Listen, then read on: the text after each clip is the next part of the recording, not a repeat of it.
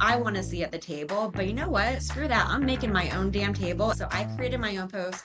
Sarah Bundy was there, Lauren Kleiman from Dream Day, and we are at the very front of the room. Hi, and welcome back to the AFF Podcast. I'm your host, Kristen, and here with me this week is a wonderful, amazing, bright, shiny person who I have had the pleasure of traveling overseas with, and who has also been such an integral part of creating community and education around the affiliate space. Laura Press, thank you so much for joining me this week. Thank you for having me. Yeah, and by overseas, I took you to China.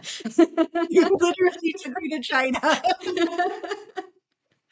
I still am like pinching myself that that even happened because like who in a million years ever thought that I would go to China?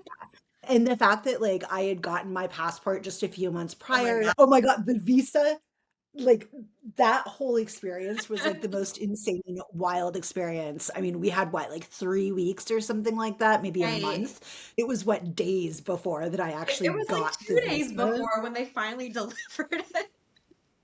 And Oh, with yeah, no communication, like, that was the most stressful experience. yeah. And then, of course, like, I hadn't figured out how do you fly overseas and not get, like, absolutely pummeled by jet lag hack yet, so I was, like, terribly sick for the first, 24, 36 hours. It was wild, but at the same time, it was, like, one of the best, most eye-opening experiences. I'll never forget how many people came up to me and asked me questions after that one, which is always, something that I'm like, "Oh, this is the measure of a really good session," is, Mhm. people asking you questions afterwards. You make a lot of new connections. And I mean, I had for the rest of the day people cornering me and asking questions, which was Yeah. just, that was amazing. So thank you, first and Yeah. foremost, for being the one to provide me with that experience. That was It insane. was amazing. I mean, I still can't believe that I went to China. I mean, we were there when there was like this major hurricane in North Carolina, and I missed all of that. But, it was a good time. I also was jet lagged. That hit me the day after, but one of my coworkers found me like the Chinese version of ibuprofen, and it was Oh. like the best thing ever. Took one of those, went back to the hotel for a nap, and I was just good to go. So. You were right as rain. Yeah, I mean, between my trip to Paris and then the trip to China, I realized that there was a lot that I needed to tweak about, those long travel days. And I think that on this last trip to Portugal, I actually got it dialed in. And one of the keys for me was sleeping on the plane because I am not a good plane sleeper, like at all. I'm not a good sleeper in any sort of moving vehicle or any situation that's like not my bed. And one of the things I did was I got a weighted hoodie for the flight, Ooh. and that helped so much. And I had my sleep mask, and I popped some magnesium before the long flight and had a glass of wine and just conked for like 7 hours of the 11-hour Jeez. trip, and that helped so much. So yeah, but that was a big learning experience that traveling overseas is, my body doesn't love it, but I love it. Yeah. So Laura, I would love to hear, I always kind of start out with like, how did you get into affiliate? Because nobody ever does it on purpose. It's not something that you go to school for. So give me an idea. I know you've been in the industry for what, 15 years. I would Yeah. love to see your a little bit about how you got started, what your journey has been like, and what you're doing now. Yeah. So I'd like to think that I was always destined for affiliate marketing because this industry is so like relationship driven. I moved around every like 3 or 4 years growing up, which forced me to like be outgoing, to talk to people. And I think that was just my precursor for getting in this industry. But when I graduated from college in '08, the best time to find a job, the cards weren't dealt to me then. But, my dad helped get me a temp to perm job at this medical device company he was working at. And after being there for a year and a half, a recruiter from CJ reached out to me. They're like, your resume was passed along to me. We think you'd be a great fit for this role we have open in our Westboro office. I'm like, great. What's CJ? Like, never heard of him before. And then I started doing some research. I'm like, oh, like I've kind of done affiliate marketing in a way. Like in college, I worked for this like spring break company, and I Okay. would sell spring break trips and I would get a kickback. And then you get to go to Cancun for free in the summertime for like 5 days. So I'm like, that's my performance incentive right there. So I did that for a few years. I'm like, okay, I think this really makes sense. And I started working at CJ on the advertiser side and absolutely loved it. And my account director at the time, he called me the CJ cheerleader because I was just like obsessed with it. And that's really how I got started in this industry. And I haven't looked back. I've thought about maybe changing careers because, the soft skills that you develop in this industry, they're highly transferable. But over the past, 2.5, 3 years, I've really worked hard to establish my personal brand where I've been to Mhm. all these different conferences and have been able to be like a speaker at them. And if I were to switch careers, I'm kind of putting that behind me and I'm not ready to give it up just yet. So I'm kind of in it right I now, hear that. at least for the next few years until I feel like I've gotten everything I could out of this. I'm not quite ready to let that go. I love it. And yeah, I mean, when it comes to developing your personal brand, you've just launched a Substack. Tell me a little bit about that and what you're writing about there and all of that good information. Yeah, so one of the things that I was trying to kind of figure out when my last role was eliminated was, I've spent so much time just building up my personal brand.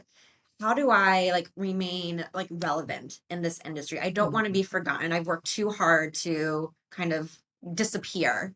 So, one thing I've just always been really like a big advocate was just education and training. In any role that I've had, whenever there was a new hire, I was that go-to person to help with the onboarding, give them the training about affiliate marketing 101.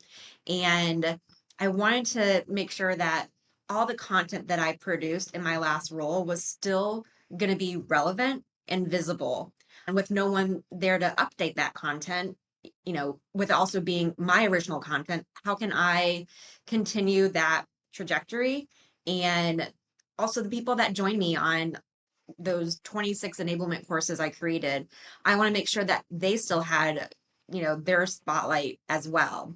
Because it's not just me, there are people that came on some of my courses and they're like, I can't thank you enough for giving me this boost of confidence where like now I feel much better about myself accepting a speaker, gig at a conference or something. And like just that it means a lot to me. So I wanted to continue putting out this content, taking what was already there, adding updates to it, making it even more bite size, instead of like a full length course, just things that are people can really connect to and take away those learnings and apply it. So I've been going through all of those courses I created, giving a shout out to the people that had originally contributed to those. So I drop those Substacks every Friday, usually around 10 a.m. And then every, you know, now and then I'll do kind of like an extra Substack. I did one a couple weeks ago about how automation is killing your affiliate program and how there's like a time and Mm. place to automate things and when you actually need to do the work to get there. And then I just put out my publisher playbook last week talking about things that I've actually done over the course of my career when it comes to recruitment, activation, and engagement. And a few companies have picked it up and they've promoted it. Partner Academy, someone that reached out to me on LinkedIn after I published it, and they're like, can we post this? I'm like, sure. So I'm like, if you want to create the PDF, go for it. If you want me to, then, become a paid subscriber and I'll do that for you. But otherwise, you are free to take that and run with it. So, Oh, I love that. I love that. I think that, that's something that you and I most certainly have in common is kind of the education to empowerment pipeline, where you give the more knowledge you're able to impart with other people, the more empowered they are to make the best decisions for themselves. And especially, in this industry where we don't have any sort of formal education, having kind of that industry knowledge passed down and there continually being that source of knowledge is so vitally important because people don't know what they don't know. Who would you say is your target audience with your Substack? so it's really anyone. The courses that I created were generally targeted for those that identify as a publisher or creator, but especially with my publisher playbook that I just put out, I think it's really going to benefit brands and agencies and even platforms that are looking to recruit partners into their program.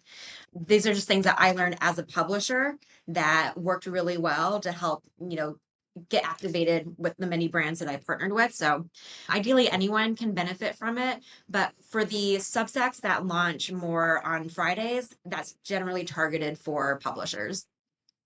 Okay, that's fantastic. Yeah, I saw Elizabeth Hoover from DMI help was part of a recent one, Yep, and that Liz one is just so dropped smart. this morning. Yeah, that DMI team, like Liz is so smart. I've done a couple webinars with her before, and then Christina Nolan is just Mhm. like A, one of the nicest people. Like I absolutely adore her, but B, like so smart. Yeah. She's one of those people that I get in a room with and I'm like, just let me like glean all of that knowledge from Yep. you. Can I just absorb it?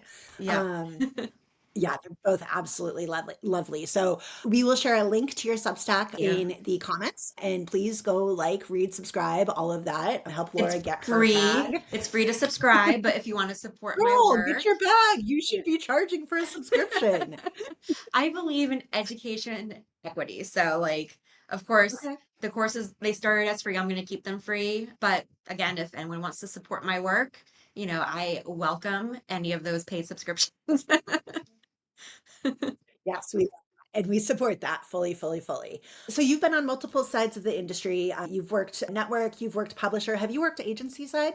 Not agency side. I have been brand side. I did like a short Okay. stint at a brand for about 8 or 9 months. It Okay. was at a point when now husband, we were engaged at the time. We moved to DC. So one of the accounts I used to manage when I was working at CJ, they had a subsidiary that was in Silver Springs. So I got connected there. They happened to have a role open, got in, brought their affiliate program in-house. And then when an opportunity came to move back to North Carolina, I was like, sorry, I have to go. But no, like it was a great experience. And yeah, I mean, I learned something new in each role. So Yeah. And kind of speaking to that, because I mean, I've had kind of a similar experience. The only side I haven't worked on is network. But each role has brought me a little bit more insight. What do you think some of the most valuable pieces that you've learned from each of those positions are? so it's really interesting. I think there's going to be similar pain points across the Mhm. spectrum. The number one complaint that I hear publishers say is just communication with brands. And when I was on the brand side, that was also a pain point, trying to communicate with some of the publishers. So just trying to figure out a way to navigate that, which is Mhm. why I really stress, whatever program you're working on, have recurring calls with like your top 20, 30, even 50 partners, understand their business model, understand who their target audience is, what works for them, what are they doing with like your competitors that's working, and try to like share on some of that success. Because at the end of the day, like we're all running our own different business and we all want to be profitable. So why not create win-win situations? Yeah, and that kind of comes back to the education aspect of it, where people don't know what they don't know, but also because this industry is so incredibly ever evolving, those key pieces change with a lot of frequency. I mean, publisher best practices 10 years ago are completely different than publisher best practices now. And staying on top of that is how you kind of succeed and get ahead in affiliate and partner marketing. So I know you're going to say relationships, but other than relationships, what is your favorite part of this industry? Hmm. Let's see. I mean, obviously relationships. I think that it's evolving so quickly, and Mhm. there's different like precedents that have taken place to create these safeguards. Like you said, the industry 10 years ago is not what it was today. And think back, and I'm thinking back to 15 years ago when there's a whole, toolbar, situation with like shop at home and Ebates, and they were just cannibalizing sales throughout the affiliate channel. So the industry as a whole put these precautions like in place and these safeguards to protect those types of situations. And what we're seeing now with creators now wanting to get a piece of the affiliate action is they're somehow taking some of these publishers to court because of, proposed cannibalization of their affiliate commissions. But I don't think anything is going to hold up in court because of those safeguards that have been put into place. You now have like soft clicks, you have the stand down Mhm. rules, you have all these things that are now, active on pretty much all the networks out there. And any respectable partner is going to abide by those rules because God forbid they want anything negative to happen to their business and lose out on all those partnerships. So it's like creators either want to be part of the affiliate space or you want to be separate, but you can't kind of you can't have it both ways. Like you're either gonna only stick to your paid placements and those sponsorships and make sure you are abiding by the FTC like regulations with like those ad disclosures, or you want to tap into the affiliate model and have that long tail commission come through down the road. Yeah, and I love that you touched on this because, eh, this is such a cyclical conversation, we've had the toolbar conversation, we've had the loyalty cannibalizing creator sales conversations, and it seems like it rears its head every like 5 to 7 years, and this is just another new cycle of it. And kind of coming back to the education aspect of it, I think there are a lot of, younger junior managers that don't understand that you are able to credit both affiliates, Right. in a sale, or you're able to credit first click over last click. And, you Mhm. have flexibility there. And it would be my guess that a lot of the creators that are claiming that their sales are being cannibalized or that are, taking honey to court or whatever, they were that was through some of those programs where maybe those strategies weren't in play because we don't have standardization, so not everybody does it, and every Right. brand has different goals as well. But that is a huge education piece, just even understanding and knowing like what to ask when you're joining a program as a publisher to ensure that you're going to get those commissions. Right. And if Honey is only getting like a 1% payout, like, I mean, is it even worth fighting at that point? Right. Right.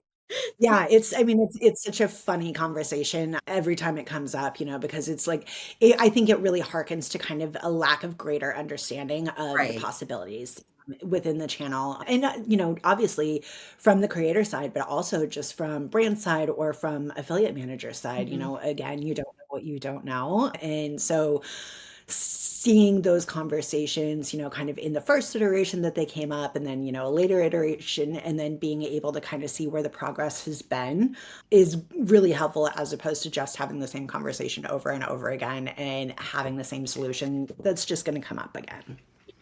Definitely. Who's been your biggest role model or inspiration in the industry? You've had a few years to collect them, kind of like Horcruxes. I mean, there's my go-to people that I love just chatting with about the industry or if I need like advice on something. I think one of my longest friendships in the industry is with Kelly Ground. I worked with Mm, her Kelly. when I was at CJ. She was at HSN.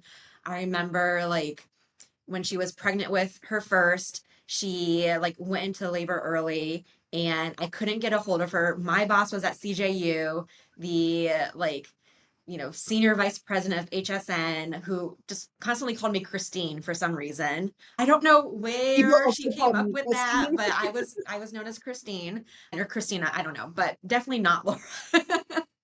And she's, asking me all these questions. I'm within my first year, at CJ in this industry. I'm trying to figure out where's my point of contact. My boss is like MIA. I'm reaching out to like other people, but we got through it. Everything was fine at the end of the day. But I mean, we became, friends and I always, touch base with her, see how she's doing, how's her family doing, where is she traveling to now. She's now started her own like consultancy, seeing like how business Mm. is going, if there's anyone I can help refer to her. So she's definitely one of my longstanding friends. Let's see. I've also established a good friendship with Marshall Nyman. We chat a lot. I think we have a lot of like similarities too, just like personal life. So we've connected on that. He's been like a really great resource to tap into and just get advice from in general as I've been navigating the job market. Definitely want to give props to him. And then I think another person that I really respect is Megan Neary from DMI Yeah. Partners. So there was an interview I went on several months ago, and the the role itself was about just partner development.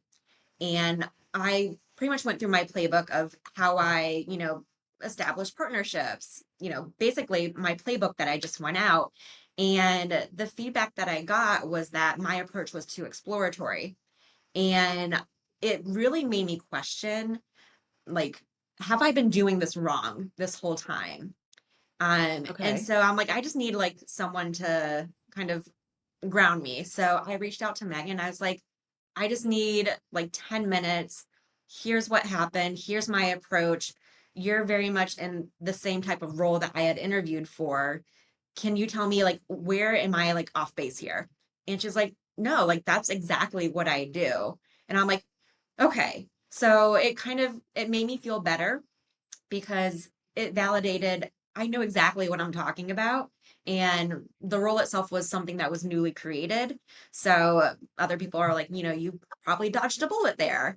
But Fair. again, for her to kind of validate what I had been preaching, it Mhm. it really like messes with your mind, just navigating the market, trying to figure out like, you know, are my skill sets still like reliable or relatable.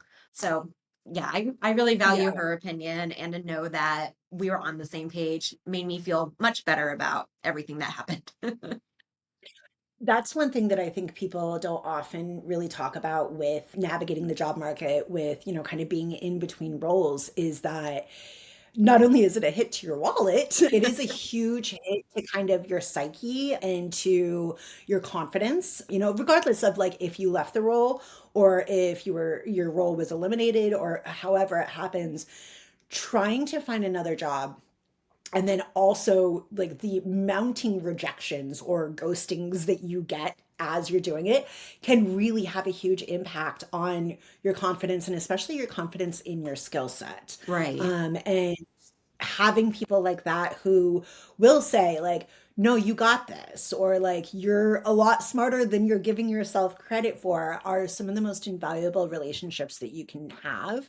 And especially, yeah, in this industry where it's super competitive, and there's people coming from everywhere that Mhm. are, trying to find the same role. It's questioning yourself is really difficult, but having that support is invaluable. I have kind of my corner of people who do the same thing for me, where, every once in a while you just need to hear like, hey, you're really smart. Don't forget Yeah, and I think that. one of the things I found just throughout this journey is that like our industry community is super supportive.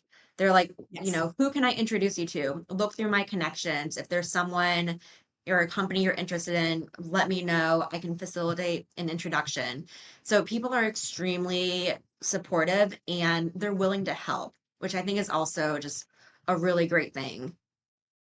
Yeah, it's an absolute testament to how relationships focused this industry is. Some of the most successful people I know are, where they are because they have built and fostered those relationships. And I've seen people wither away and, fade into pretty much nothingness in this industry because all they do is burn bridges. And, that doesn't help anybody. It's very Right. much a rising tides industry. And that's fantastic. I love that you're getting that support too, because you deserve it 100%. So kind of flipping that, how do you mentor and support other women in the industry? Obviously, you're doing the education aspect of it. Obviously, you tap people to do things like speak when given the opportunity. But what other kinds of ways have you historically kind of helped foster women specifically, especially because, it really is kind of a male dominated industry with a lot of support by women. Yeah, so one of the things I've noticed is that the industry in Europe is very male dominated, but here Mhm. I feel like it's a bit reversed. At least for the roles that I've been in, with the exception of maybe two, I've had female bosses and I was just surrounded by women. And it really just like set this precedent of, this is our industry. This is where we can lead and, make a change for things. I'm very active on LinkedIn. So whenever I'm, making a post or, putting out a course or a Substack or whatever, if I can elevate other women to kind of share that spotlight, I'm always going to do that. There's this one post that I came across, I don't know, I think like several weeks ago. Some guy had like made a post about some of like the top leaders in maybe the affiliate industry, maybe in Europe. I'm not sure where it was exactly, but all the people on his list were all men. And I'm like, where are the women? So Oh my God. I'm just It's like, 2025. Why yeah, is that it was happening? 2025. So I'm thinking, I'm like, I could say, like, I want to see at the table, but you know what? Screw that. I'm making my own damn table, and we are at the very front of the room. So I created my own post. I like included people like other women in the industry that I follow that have been change makers. So like Sarah Bundy was there. Like she's done an incredible job of, creating her agency and just like getting rid of the bros and helping support other female founders. Lauren Kleiman from Dream Day. I love Mhm. following what she's done with Dream Day and the quality edit. And she has a Substack that talks a little bit more about her personal life too. And I think that's amazing.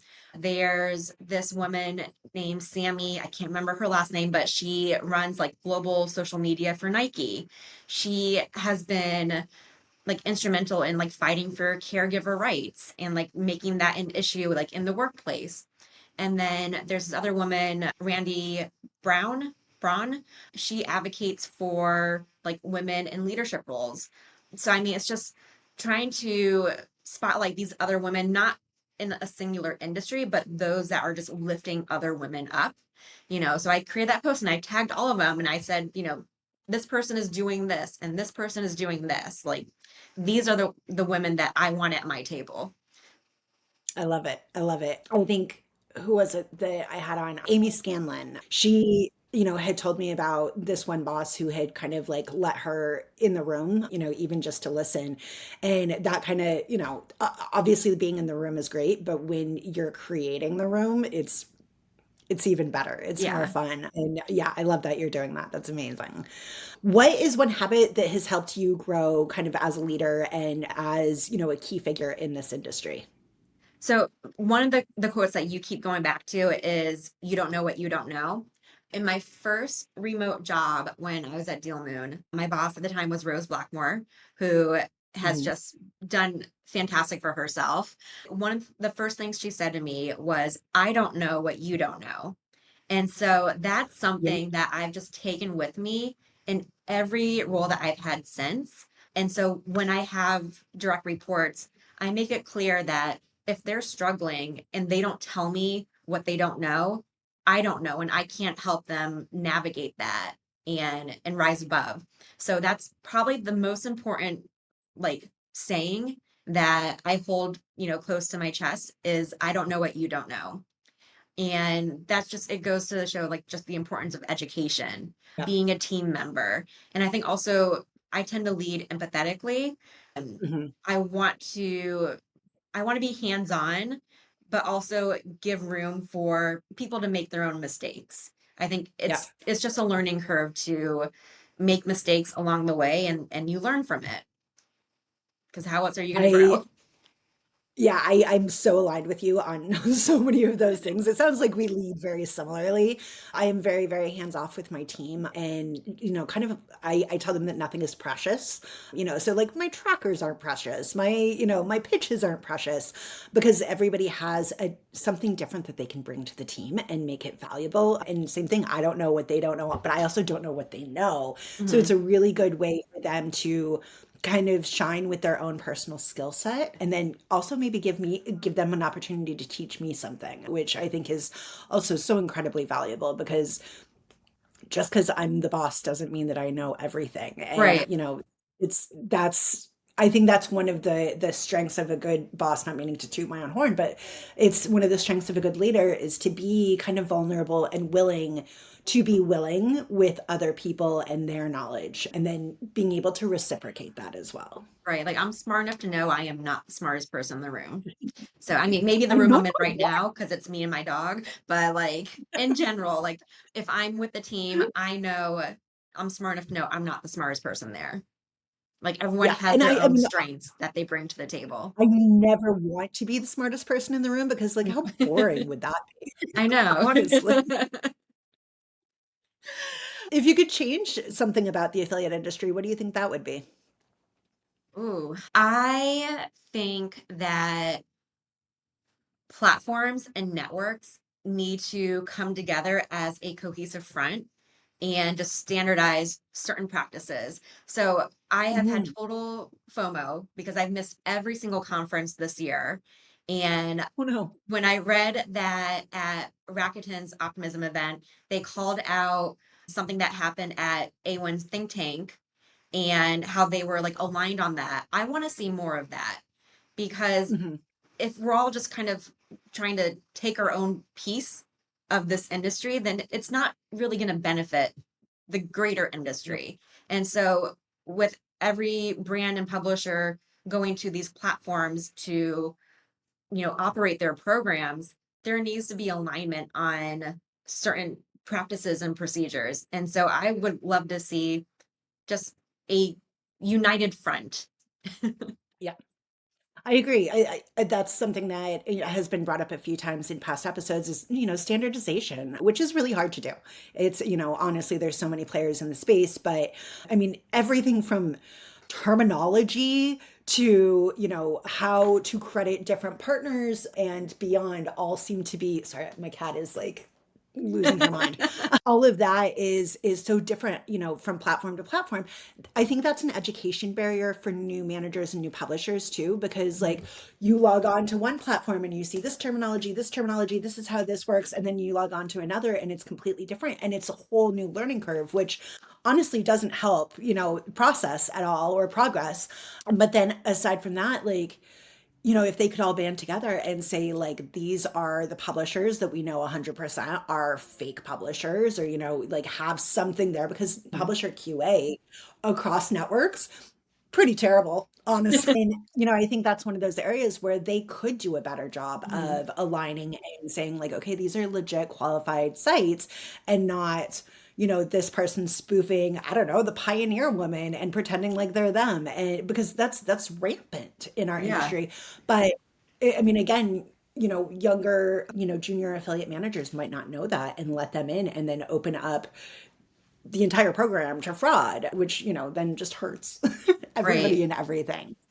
Yeah, I'm with you. I think the alignment across networks would be really amazing. Do you remember what it was at Rakuten that they aligned with AWIN on? I don't know. I read it in a post because Okay. obviously I was not there. I'm gonna go dig for it for sure. And by the way, if you sign up for the Performance Marketing Association, you can get free tickets to Affiliate Summit. So Yeah, I I recommend you not do about getting that. the free tickets. It's more just like the logistics to go there. So Yeah, because the travel can be quite expensive. And I it was can be. actually supposed to chair PI Live in South Florida this Mhm. year. And I had my ticket covered and everything. But just like the cost of travel, you get there, it's like spring break time.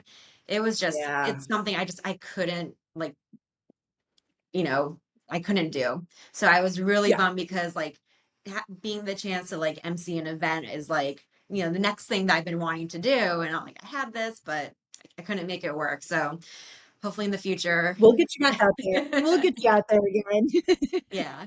What's a trend everybody in affiliate is hyping, but you have some skepticism about? Hmm. Let's see. I feel like they're always talking about tracking. But I feel like Mhm. tracking has gotten so much better as a whole. I think there are still some, issues when it comes to tracking, especially when looking at, like sub networks or partners that might not be transparent in like sub IDs. I think if that Mhm. information is available, then it's only going to benefit you if you actually share it. And if brands are having, doubts on where traffic is coming from and you know exactly where it is, if you're not sharing that information, then you're not doing yourself any favors. Yeah. Yeah. Totally with you on that one. What is an overlooked affiliate strategy more brands and managers should try? So I've been doing a lot of research lately on CTV partners.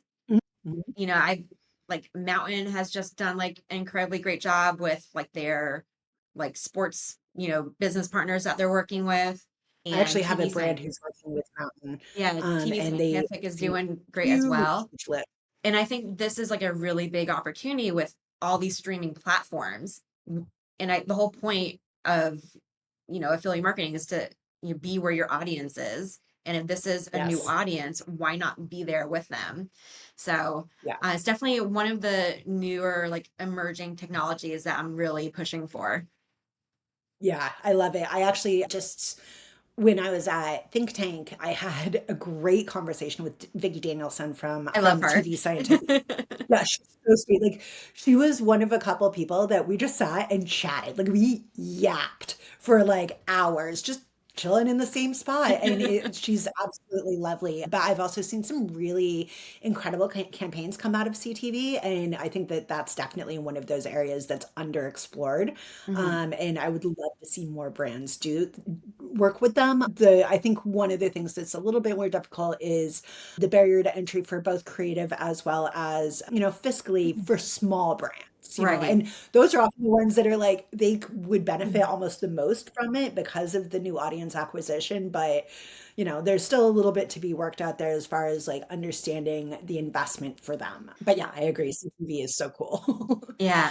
What is a resource that you would recommend to everybody in partnerships? Like, what are your top three? Go pay attention to this in order to like level up and like continue your education and your growth journey. So obviously follow my Substack if you want some Yes. like hands-on tools from real learned experiences. I think Martech Record is a fantastic resource. There's so Mhm. much knowledge that is put into it, and Michael's done a fantastic job of just creating that community. And you're getting like more than just like a singular perspective too. You have players from different walks of life coming on with their experiences. They're sharing different like news articles, different, acquisitions that are happening, things to pay attention to. And everyone is just coming together to just absorb all that information. So definitely recommend the Martech record. Let's see. So those would be my top two. And then I also want to say for anyone that is kind of just navigating the job market right now, Sebastian Rodriguez has done a great job of creating his own Substack called Heard Y'all Hiring this week. And he's like compiling lists of like all open roles within like affiliate, paid search, leadership, just like all things digital careers. And I think that's just a great resource for people that are trying to figure out, where are the jobs. That's awesome. Sarah Baescalblay did that a number of years ago when I was navigating the job market. And I remember like I would check her LinkedIn so regularly to see if she had, updated the Yeah. sheet and all of that. And yeah, the people that really take the time to compile those and then disseminate that information are like angels, Yep. angels among us. What is the next big innovation? We covered CTV, but what's the next big innovation that excites you most as this industry moves forward? I'm really excited to see what happens with Substack, actually. I Ah, see it as an evolving model similar to Reddit. So I'm hmm. really curious to see like how brands are going to tap into monetizing content, whether it's like sponsored or even like native ads. It's super early right now.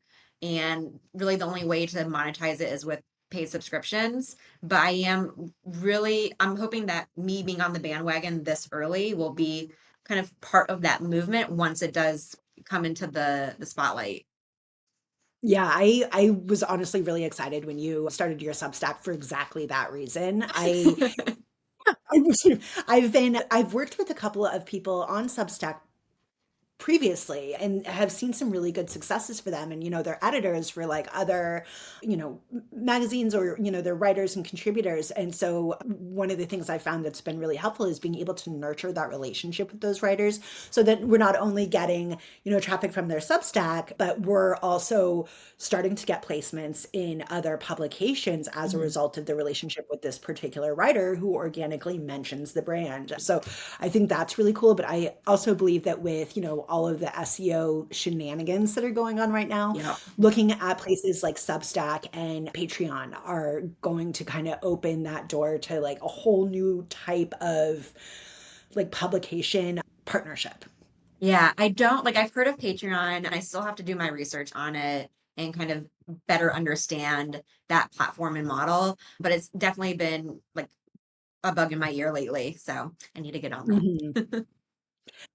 The first time I ever heard of Patreon, it was actually kind of like dual. I was following Elise Myers on TikTok, who, she's fantastic. And then also Sarah Chappelle, who writes Taylor Swift Styled. It's, the fashion archive for Taylor Swift. But both of them had Patreons that I subscribed to. And so I started being able to kind of like figure out the platform a little bit. And there's multiple ways for them to be able to monetize, especially with affiliate through that platform. And I think that's like absolutely fascinating. I know Elise has like a Discord channel where her followers can, come and engage. Plus, she does like private videos for subscribers only and stuff like that. And it's like a whole nother world to be able to tap into really engaged, high intent audiences. Mhm. And I think that that's really, with you, I think that's kind of a whole new playground for us. Yeah, it's exciting to see like where it's going to lead down the road. Yeah, absolutely. What is a common piece of affiliate advice that you disagree with? I would say that I disagree when programs are just, you know, what's the phrase where they just like they set it and forget it. Oh, That's yeah, like that's it's such like an old school way of thinking and it doesn't work. Like yeah, I don't yeah. know If you're not like hands-on, you're doing it wrong. right. Yeah, like you need to get to know your partners. You need to understand what works for those partners and how to tap into those like different audiences because not just like every affiliate program is not the same and every partner you work with is not the same, even partners that are grouped together as like a deal site, they are not all the Mhm. same. And as I did in my like presentation in China, whereas these models have evolved over time, they're not just you know posting deals anymore, they're now adding content, they're working with KOLs and creators, they're really like expanding to the masses. Yeah, yep, absolutely with you on that one. What is the biggest, boldest risk that you've taken in affiliate or partnerships that's paid off? So years ago, one of the beauty brands I was working with, and I think I actually like listed this in a LinkedIn post I did a while back about like if I were to go back in time and give myself advice. So there was this beauty brand that did an exclusive with us, and I sent over just like the latest stats from that exclusive to their competitor, which I'd actually been trying to get an exclusive from for quite some time. Um, and it obviously was not meant for their eyes. However, it did kind of light that fire, and we ended up getting an exclusive from that brand. So while it wasn't intentional, it turned out to be a win-win situation. But Love that. also, like, we're human, mistakes happen. And I was quick to like send an email to that brand saying, I'm so sorry. Obviously, this was not meant for you. So, whew. I love it when something pays off, though. Yeah. I mean, it could have gone really wrong, um, but like, I mean, it was their top competitor. And so for them to actually see, oh, they're doing this and it's doing this well. Okay, maybe we need this to is play in that actually what sandbox. we need to kind of get that boost in performance. So it worked out. Oh, so glad for you on that. All right, in the last few minutes, let's do some fun questions. What is your favorite form of self-care? Ooh, I picked up watercolor painting lately. Ooh, So there's like these different like artists on Instagram that I'll follow, and I'll watch like the reels that they make about different techniques. So I'll try that out. And yeah, I mean, paint a few things. I have a little like flower collection that I've done. Nothing, Monet worthy, but it's cute. Maybe it'll go in a oh, frame on the nice. wall behind me because that wall's like very blank. But yeah, it's just, I don't really need to think about things. Just like Mhm, making sure the paint is wet and getting like a wet mhm. paintbrush and just kind of letting the colors spread. So I would say, watercolor painting has been like a really fun like um thing that I've been doing lately. Oh, I love it. I love it. It's so fun. What is your ultimate hype song? Hmm. I have so many favorite songs, and I recently did a podcast with a girlfriend. I think it was last week actually. A friend started a podcast on just like mental health in general. Mhm. And, I went on to talk about just mental health during just like navigating the job market. And the song that I picked that kind of like hypes me up is Smash Mouth All Stars. There's just that Yes, song's so much amazing. fun. And like when you hear it, It's you just so can't help fun. yourself but just like, yeah, like rock out. Literally, literally, it is one of those songs that is a massive earworm. So like now I'm gonna have it stuck in my head for the You're rest of the welcome. day. But yeah, but B, like if it comes on, there is no way I'm not singing along to it. Right. Like it's Like it's it's it's a feel good you have song. to. Yes, 100%.